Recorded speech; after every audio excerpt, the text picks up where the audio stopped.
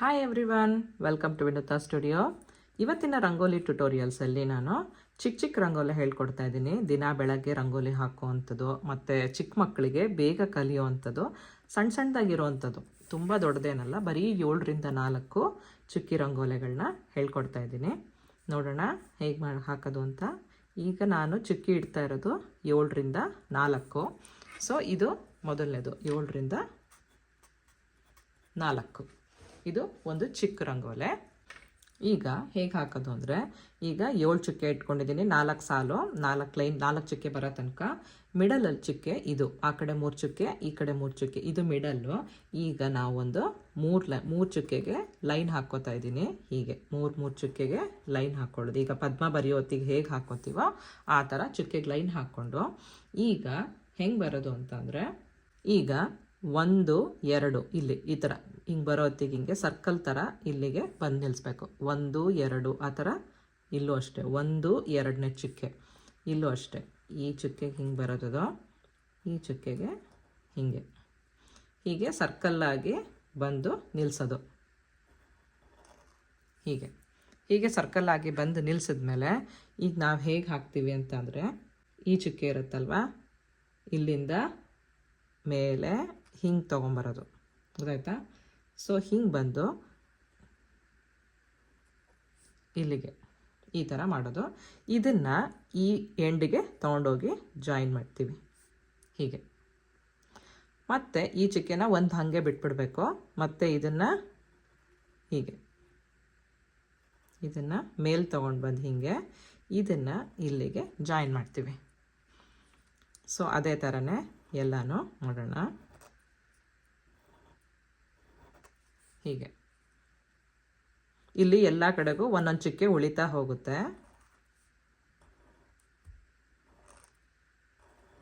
ತುಂಬ ಈಸಿಯಾಗಿರುವಂಥದ್ದು, ಚಿಕ್ಕ ಮಕ್ಕಳು ಕೂಡ ಕಲಿಯುವಂಥದ್ದು. ಇದು ಚೆನ್ನಾಗಿರುತ್ತೆ ಹಾಕೋಕ್ಕೆ.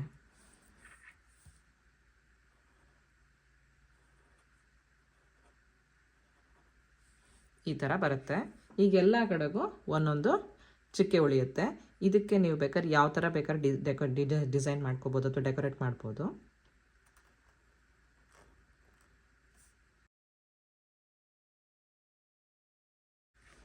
ಈ ಥರ ಇರುತ್ತೆ. ಇಲ್ಲಿ ಬೇಕಾದ್ರೆ ನೀವು ಇದನ್ನು ಜಾಯಿನ್ ಆದರೂ ಮಾಡ್ಕೋಬೋದು ಅಥವಾ ಹಾಗೇನಾದರೂ ಬಿಡ್ಬೋದು, ಚೆನ್ನಾಗಿರುತ್ತೆ. ಸೊ ಹೀಗೆ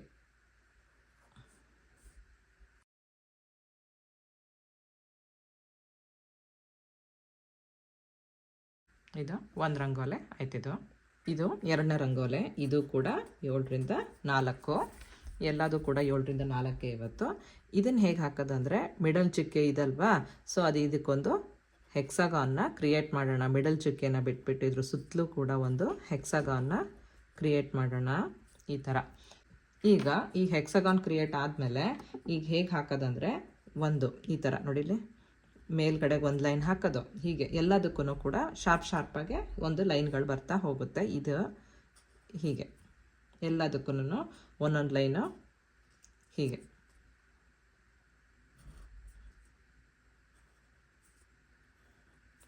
ಈಗ ಇದಕ್ಕೆ ಹೆಂಗೆ ಹಾಕೋದು ಅಂತ ಹೇಳ್ಕೊಡ್ತೀನಿ.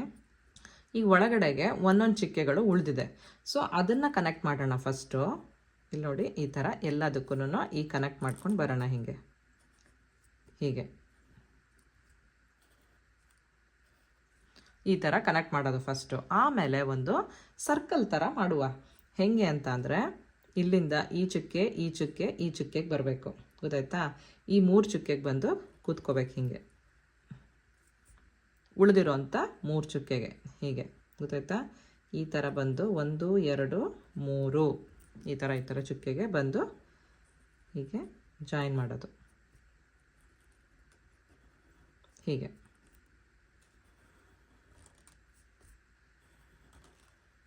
ಹೀಗೆ ಜಾಯಿನ್ ಮಾಡಾದ್ಮೇಲೆ ನೀವು ಬೇಕಾದ್ರೆ ಇಲ್ಲಿಗಾರು ಸೇರಿಸ್ಬೋದು, ಇಲ್ಲ ಬೇರೆ ಥರನಾರು ಮಾಡ್ತೀನಿ ಅಂದರೆ ಮಾಡ್ಬೋದು. ನಾನು ಯಾವ ಥರ ಮಾಡ್ತಿದ್ದೀನಿ ಅಂದರೆ, ಮೇಲ್ಗಡೆಗೆ ಇನ್ನೊಂದು ಟ್ರಯಾಂಗಲ್ ಥರ ಬಂದು ಇಲ್ಲಿ ಜಾಯಿನ್ ಮಾಡ್ಬೋದು. ಈ ಥರ ಸ್ವಲ್ಪ ಚೆನ್ನಾಗಿ ಕಾಣಿಸುತ್ತೆ ಅಂತ ಹಿಂಗೆ ಮಾಡ್ತಾಯಿದ್ದೀನಿ. ಇಲ್ಲ ಅಂತಂದರೆ ನೀವು ಯಾವ ಥರ ಬೇಕಾದ್ರೆ ಅದನ್ನು ಜಾಯಿನ್ ಮಾಡ್ಬೋದು. ಹೀಗೆ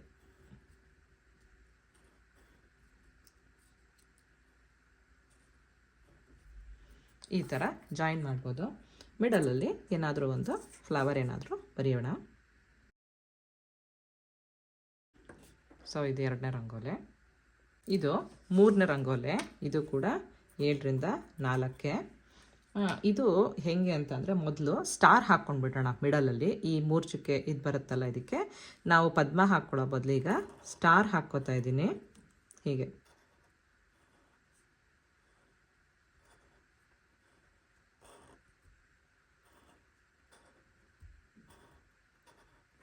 ಈಗ ಒಂದು ಸ್ಟಾರ್ ಕ್ರಿಯೇಟ್ ಆಯಿತು.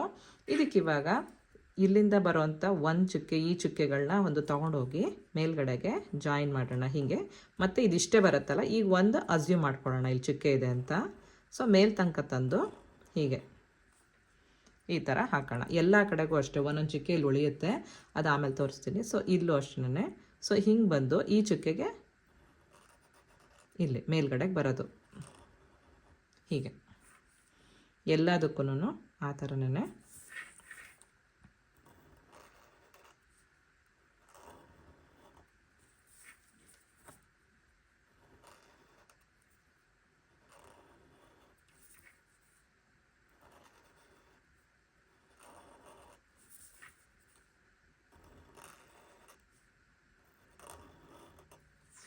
ಈಗ ಈ ಥರ ಆಯ್ತಿದ್ದು.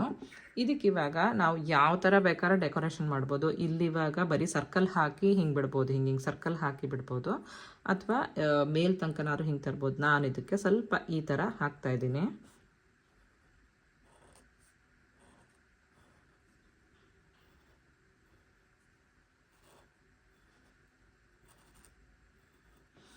ಈ ಥರ ಹಾಕಾದ್ಮೇಲೆ ಮಧ್ಯದಲ್ಲಿ ಯಾವ್ದಾರ ಒಂದು ಫ್ಲವರು ಏನಾದರೂ ಒಂದು ಹಾಕ್ಬೋದು.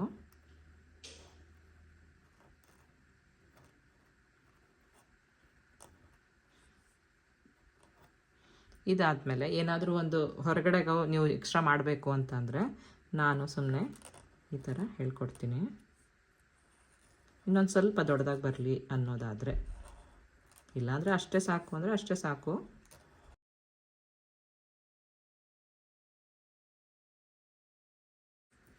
ಈ ಥರ ಇದಕ್ಕೆ ಬೇಕಾದ್ರೆ ಇನ್ನೂ ಏನಾದರೂ ಮಾಡ್ಕೋಬೋದು ಬೇಕಂತ ಅಂದರೆ.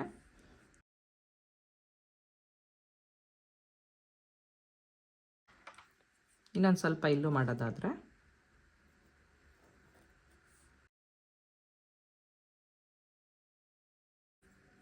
ಇಷ್ಟ ಆಯ್ತು. ಇವಾಗ ಇದು ಚೆನ್ನಾಗಿ ಅನಿಸುತ್ತೆ. ಇವಾಗ ಈ ಥರ ಹಾಕಿದ್ರೆ ಇದೊಂದು 4ನೇದು.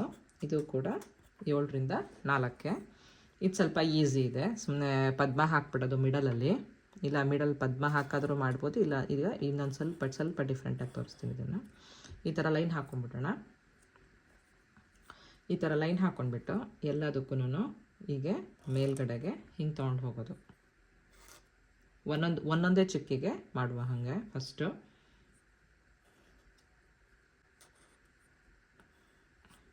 ಈ ಥರ ಎಲ್ಲದಕ್ಕೂ ಹಾಕ್ಕೊಳ್ಳೋದು. ಆಮೇಲೆ ಇಲ್ಲಿ ಮಿಕ್ಕಿರೋಂಥ ಇಲ್ಲಿ 3 ಚುಕ್ಕೆಗೆ ಇಲ್ಲಿಗೆ ಜಾಯಿನ್ ಮಾಡ್ತಾ ಬರೋದು. 1 2 3 ಚುಕ್ಕೆ ಹೀಗೆ.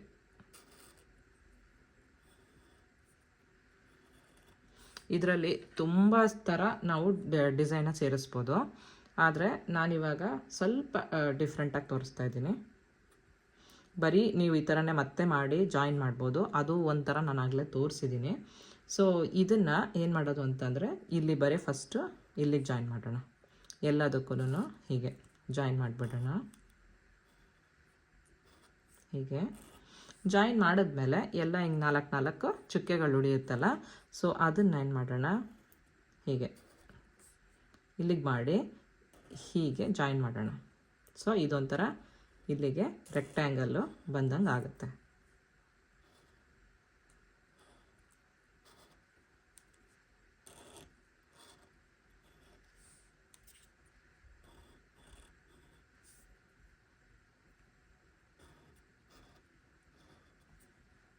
ಇದೊಂದು ಸ್ವಲ್ಪ ಡಿಫ್ರೆಂಟಾಗಿ ಕಾಣಿಸುತ್ತೆ. ಇದೊಂದು ಸಿಂಪಲ್ ಡಿಸೈನ್ ಅಷ್ಟೆ.